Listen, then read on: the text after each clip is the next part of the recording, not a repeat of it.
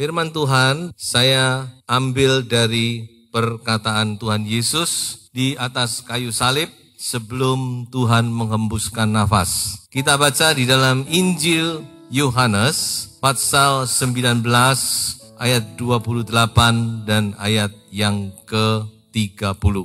Sesudah itu, karena Yesus tahu bahwa segala sesuatu telah selesai, berkatalah ia, supaya genaplah yang ada tertulis dalam kitab suci, aku haus. Ayat yang ke-30. Sesudah Yesus minum anggur asam itu, berkatalah ia, sudah selesai. Lalu ia menundukkan kepalanya dan menyerahkan nyawanya. Saudara yang dikasihi Tuhan, kita mau merenungkan bersama perkataan Yesus ini. Dalam bahasa Greka dipakai kata tetelestai, sudah selesai. Saya coba untuk mencari bahasa yang lebih tepat untuk menyatakan kata tetelestai ini. Dan saya menemukan satu kata, yaitu kata wis tuntas. Nah saudara-saudara, kata ini hanya 2 kali dipakai dalam Alkitab. Tadi sudah kita baca, yaitu ayat 28 dan ayat yang ke-30. Yesus sebelum dia menghembuskan nafasnya, dia berseru, tetelestai, sudah selesai, wis tuntas. Nah sekarang saya mau melihat lebih jauh, apa yang sudah tuntas? Apa makna yang terkandung di dalam kata ini? Ada 4 hal yang bisa kita pelajari. Yang pertama, yaitu all is done. Ini terjemahan yang paling banyak dipakai. It is finished. All is done. Semua sudah kuselesaikan. Ini artinya. Semua sudah kuselesaikan. Yesus sudah menyelesaikan semua tugas yang dibebankan di atas pundaknya oleh Bapa. Dalam Injil Yohanes dia berkata, makananku ialah menyelesaikan, melakukan dan menyelesaikan tugas, pekerjaan yang Bapa berikan kepadaku. Dan di atas kayu salib dia berkata, sudah kuselesaikan.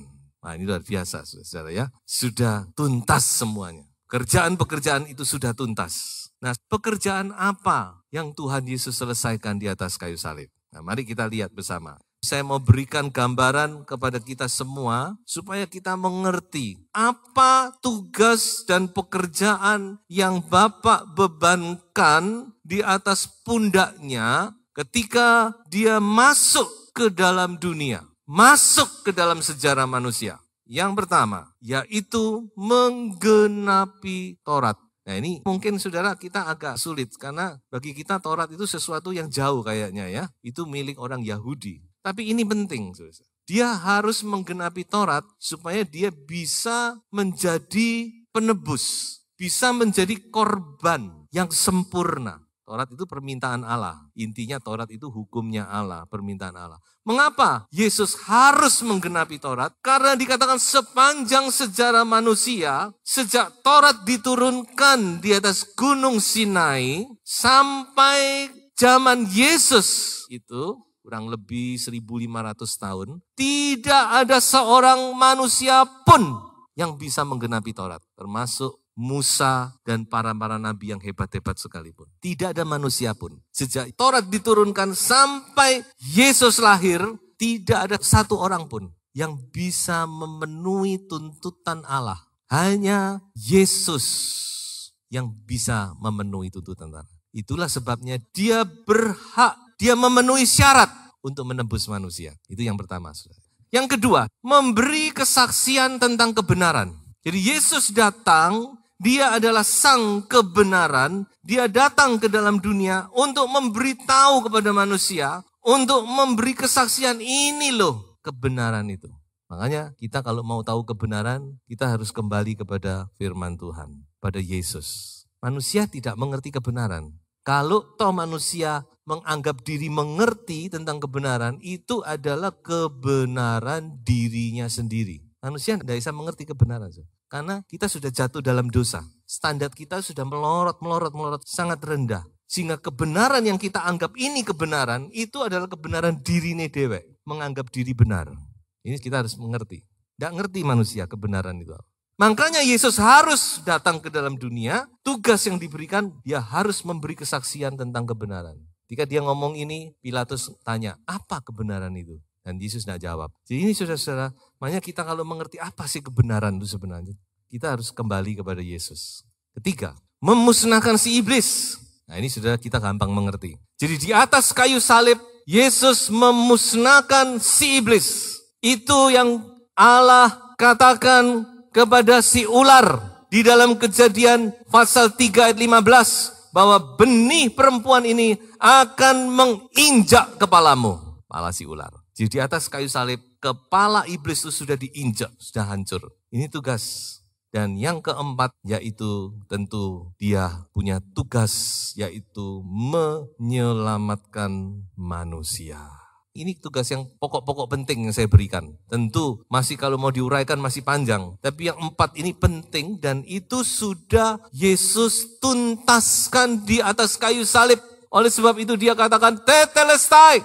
Artinya it is finished. Sudah kuselesaikan semua. Ini menjadi teladan bagi kita ya. Kita harus juga menyelesaikan tugas yang Tuhan bebankan di atas pundak kita. Selesaikan itu sampai tuntas. Baru nanti waktu mengembuskan nafas kita juga ngomong it is finished. Sudah kuselesaikan semua. Itu yang pertama. Arti daripada tetelestai. Yang kedua adalah all is paid. Artinya sudah kubayar semuanya. Sudah lunas, ditok, lunas. Yesus sudah membayar semua. Makanya Paulus berkata, dia sudah meniadakan surat hutang kita di atas kayu salib. Kalau ini surat hutang, saudara-saudara, maka dia sudah sobek. Semua sudah dituntaskan, sudah dilunasi. Nah, saudara-saudara, pengertian lunas ini berarti kita ini punya hutang. Hutang sama siapa? Ya hutang sama Allah. Ketika kita berdosa, kita jatuh dalam dosa, kita berhutang. Nah hutang itu yang dibayar sama Tuhan Yesus. Makanya Paulus 2 kali dia berkata tentang perkataan sudah lunas. Kita baca bersama-sama ya. Sebab kamu telah dibeli dan harganya telah lunas dibayar. Karena itu muliakanlah Allah dengan tubuhmu. Amin, saudara.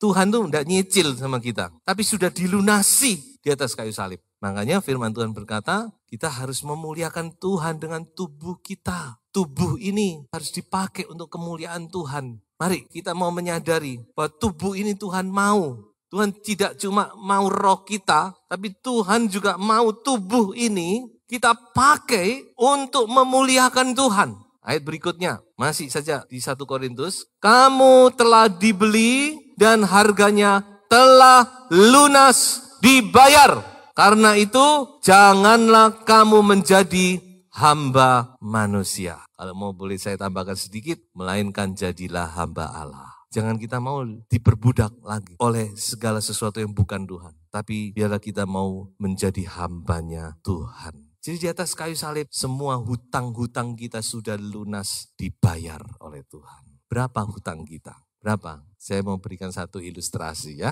Sudah tentu tahu ya, ini cerita yang tertulis di dalam Matius pasal 18.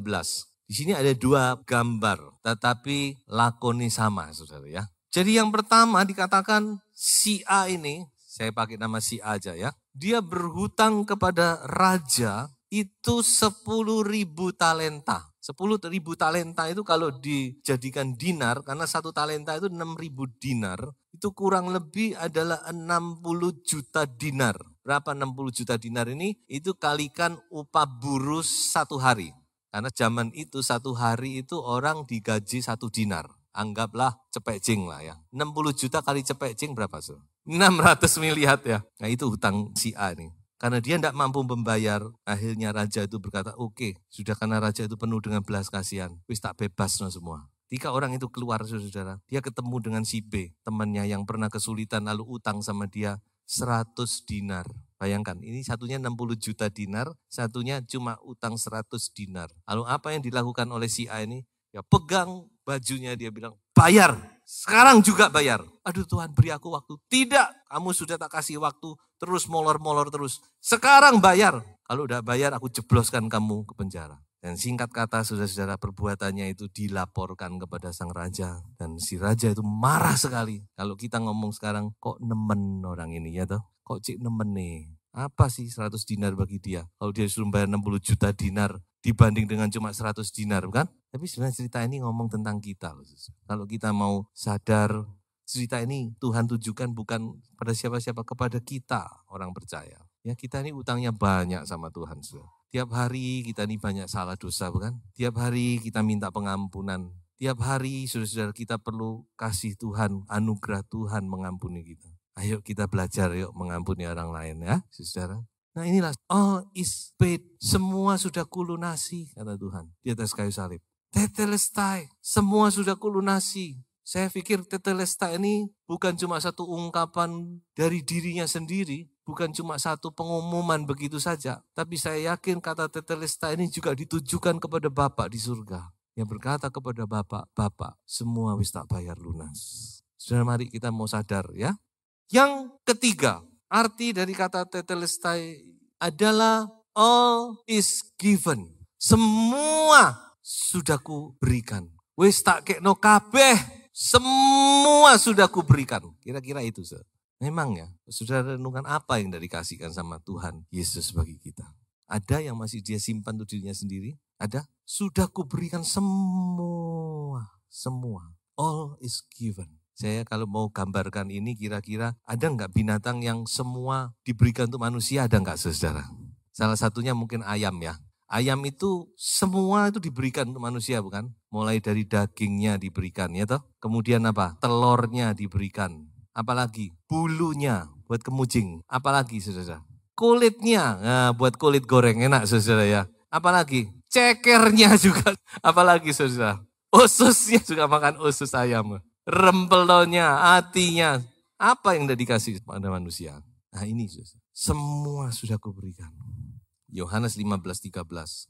Tidak ada kasih yang lebih besar daripada kasih seorang yang memberikan nyawanya untuk sahabat-sahabatnya. Ketika nyawa itu sudah diberikan, saya yakin tidak ada lain yang disisakan. Nah inilah Tuhan kita Yesus Kristus. Dia berikan nyawanya untuk kita. Makanya dia bisa berkata, all is given. Semua sudah aku berikan. Ya Bapa. Mari saudara kita mau menyadari betapa besar kasih Tuhan itu kepada kita. Ketika kita masih dalam dosa dikatakan Tuhan sudah mati bagi saudara dan saya. Saya mau ajak saudara membaca satu ayat. Saya pikir ini ayat yang sangat indah di dalam 1 Yohanes 4 ayat 11. Walaupun ayat ini banyak orang tidak memperhatikan. Bahkan ketika saya mempelajari surat 1 Yohanes, ini tidak dimasukkan dalam ayat kunci. Tapi saya pikir ayat ini begitu luar biasa. Bahkan bisa menyimpulkan surat 1 Yohanes. Dikatakan demikian, saudara-saudaraku yang kekasih, jikalau Allah sedemikian itu seberapa? Ya begitu, seperti yang kita sudah mengerti, kita sudah pelajari dalam Alkitab. Sedemikian mengasihi kita, maka haruslah kita juga saling mengasihi. Karena Allah sudah begitu. Ini kata sedemikian ini juga muncul di ayat Yohanes 3:16 kan. Karena Allah begitu mengasihi isi dunia ini. God so love. So ini walaupun cuma so, tapi artinya itu sangat dalam. Sedemikian itu sedemikian yang bagaimana? Yaitu nyawanya diberikan. Maka dikatakan haruslah kita juga saling mengasihi. All is given. Kayaknya sudah sulit ya. Kita masih rasanya di dunia ini sulit kita menemukan kasih yang demikian. All is given. Mungkin kalau toh ada, itu mungkin ditemukan pada ibu-ibu ya. Pada mama-mama, kepada anak. Walaupun mungkin tidak semuanya ya. Tapi pada umumnya kayaknya bisa deh ngomong gitu. All is given. Semua aku sudah berikan. Jadi betapa luar biasa ya kata ini. Jadi kita ulangi lagi. Semua apa? Sudah ku selesaikan. Semua sudah ku bayar. Semua sudah ku berikan. Dan makna yang keempat yang terkandung dalam kata tetelestai adalah all is forgiven. Semua sudah ku ampuni. Wah ini Memang ini kurang lebih sama dengan all is paid, semua sudah aku bayar, tapi ini lebih khusus lagi. Mengandung makna tetelestai itu bahwa semua, apa semua ini? Semua dosa-dosa kita sudah ku ampuni. Ya Bapak, aduh luar biasa ini. Semua sudah ku ampuni, sudah ku hapus. Nah saudara-saudara, bagaimana Tuhan itu mengampuni dosa kita? Mari kita baca itu di dalam Yesaya 43 ayat yang ke-25. Coba saudara perhatikan cara Tuhan mengampuni dosa kita. Akulah Dia yang menghapus dosa pemberontakanmu oleh karena aku sendiri dan aku tidak mengingat-ingat dosamu. Artinya Tuhan lupakan semuanya. Nah, melupakan ini kalau kita mau renungkan sepertinya bertentangan ya dengan karakter Allah. Manusia aja nggak gampang melupakan, apalagi sebenarnya Allah dia tidak bisa melupakan. Tapi ayat ini berkata demikian, saudara. Ku hapus, ku lupakan, tidak berbekas artinya. Kan ini kan luar biasa bukan? Kita tidak mampu, apalagi kesalahan orang lain. Wangil bukan? Tidak mampu bukan? Tapi Tuhan itu mampu. Dan saya percaya ini terjadi, saudara. Karena ini firman. Tuhan berkata, aku sudah lupakan. Tidak ingat-ingat lagi dosamu. Nah kita kadang-kadang yang sudah minta ampun masih ingat dosa kita. Bukan Tuhan, berapa tahun yang lalu aku melakukan ini. Kita mengingatkan Tuhan seringkali bukan? Tuhan aku pernah berbuat. Padahal Tuhan ngomong, kapan? Aku lali ya besan. Kira-kira gitu saudara. Karena Tuhan sudah lupa, aku tidak mengingat-ingat dosamu. Aduh ini sesuatu yang luar biasa ya saya pikir ya. Tapi inilah firman saudara. Begitu luar biasanya Tuhan kalau mengampuni kita. Dia tidak ingat lagi semua yang sudah kita berbuat. Makanya kita jangan tertipu ya oleh iblis ya. Iblis itu kan menuduh. Dia artinya penuduh. Dia terus menuduh kita terus. Kamu dulu pernah ini, kamu dulu pernah ini. Kita bisa pegang ayat tadi itu. Kalau iblis menuduh kita ngomong, Tuhan sudah tidak ingat semua salahku. Amin saudara. Dan Tuhan harus berbuat begitu. Mengapa? Nah ini seruan dari pemazmur. Dia berkata begini, jika engkau ya Tuhan mengingat-ingat kesalahan Tuhan, siapakah yang dapat tahan? Jadi pemazmur ngomong, kalau Tuhan itu mengingat-ingat kesalahan kita, dulu-dulu kita pernah ini, pernah itu, pernah ini, Tuhan ingat semua. Ya wis tak ampuni, tapi catatannya sih ada. Nah, oke, tak anggap lunas, tapi catatan ini sih ada. Kamu dulu pernah ini, kamu dulu pernah ini. Pemazmur bilang, siapa yang tahan Tuhan? Tidak ada, kita nggak bisa tahan. Berdiri di hadapan Tuhan, tidak tahan kita. Makanya salah satunya ayat berkata gini, di dalam Mazmur 103 berkata, sejauh timur dari barat, demikianlah dijauhkannya daripada kita pelanggaran kita. Surat Mika berkata apa? Dosaku dilempar ke dalam tubir laut. Tubir itu adalah palung laut, bagian yang paling dalam dari laut. Dikatakan kesitulah engkau lemparkan dosaku. Luar biasa, saudara. Kalau kita merenungkan tentang pengampunan yang Tuhan berikan, sangat-sangat luar biasa. Itu memberikan kita satu dorongan ke depan, dorongan untuk kita bersemangat, dorongan untuk kita menatap masa depan kita dengan penuh sukacita. Karena kita dihapuskan semua dosa-dosa kita. Dan saya yakin bahwa kata all is forgiven itu adalah kata yang paling ingin didengar, paling dirindukan oleh setiap manusia. Apakah dia orang tua, apakah dia setengah tua, apakah dia anak-anak. Apa yang paling ingin didengar? Semua sudah kuampuni. Ya tentu sudah tahu cerita di Lukas pasal 15 ini tentang anak yang terhilang. Ketika dia kembali kepada Bapak. Memang di situ tidak ada kata all is forgiven, semua sudah kuampuni. Tapi dari apa yang dilakukan oleh Bapak kita tahu. Bapak itu sama sekali tidak nyentil kekeliruannya semua. Karena apa? Bagi Bapak semua itu sudah diampuni. Tapi saya mau berikan satu ilustrasi, saudara. Karena ini adalah kisah nyata, terjadi di Meksiko. Tentang seorang bapak yang mengampuni anaknya. Satu waktu dalam satu keluarga terjadi percekcokan antara seorang bapak dan anaknya. Dan percekcokan itu begitu hebat, sampai akhirnya si anak ini keluar dari rumah. Si ayah ini mungkin dia tercetus, keluar kamu dari rumah, aku gak mau menganggap kamu sebagai anakku. Waduh, si anak pas lagi emosi juga keluar sungguhan, saudara-saudara. Habis gitu apa? Getun ayahnya ya toh. Kalau sudah gitu kan si yang getun tuh sing ayah. 1 hari ditunggu anaknya enggak kembali. 2 hari enggak kembali. Dia mulai gelisah. Kok enggak kembali anakku ini? 3 hari enggak kembali. Waduh dia mulai cari. Waduh anakku ini kemana ya? Di rumahnya siapa? Dia mulai hubungi teman-teman baiknya. Enggak ada semua. Dia cari ke family-family. Mungkin nyantol di family yang mana? Enggak ada. Dia lapor polisi, dicari-cari nggak ada. Dia sendiri cari-cari kemana-mana ke seluruh kota nggak ada. Jadi saudara, sampai kurang lebih 30 hari si anak itu menghilang. Waduh, bapak ini benar-benar sudah putus asa sudah sama anak ini. Tiba-tiba dia dapat ide, iya yang anakku itu suka baca koran. Coba aku kasih di advertensi. Kemudian dia pergi, dia muat advertensi. Dia tulis, "Dear son, anakku yang kukasihi. Kalau kamu membaca surat ini atau advertensi ini, ulanglah nak." Dia manggil anaknya, anaknya itu kebetulan Pako gitu ya. Pako itu kalau bahasa Indonesia kayak Budi gitu kira-kira ya. Dear Budi ya, kalau kamu membaca tulisan ini tolong ulang. Temui papa di muka kantor Radar Malang, nah, supaya gampang. Pada hari Sabtu siang, kita ketemu di depan kantor Radar Malang. Lalu di bawahnya tulis, all is forgiven. Nah ini, dia tulis semua sudah kuampuni.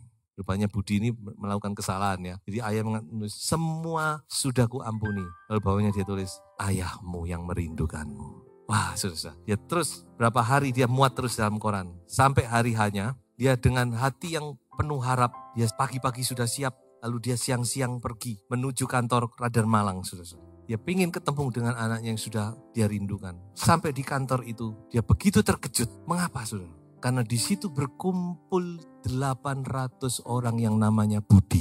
Ya dia cuma ngomong Budi. Budi itu kan nama umum. Pako itu nama umum di Meksiko. Ini Budi juga. Dia lupa mencantumkan namanya dia siapa, saudara. Dia cuma Budi.